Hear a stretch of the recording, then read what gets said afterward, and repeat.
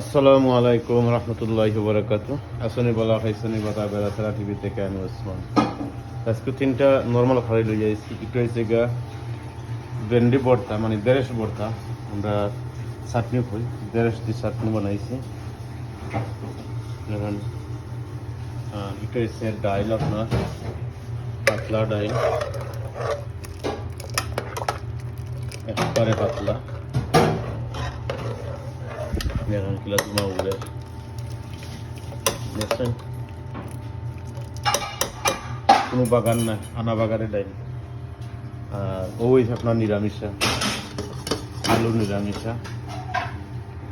ছোটো ছোটো মাংস দিছি, গরুর মাংস দিয়া আলু দিয়ে নিরামিষা করছি।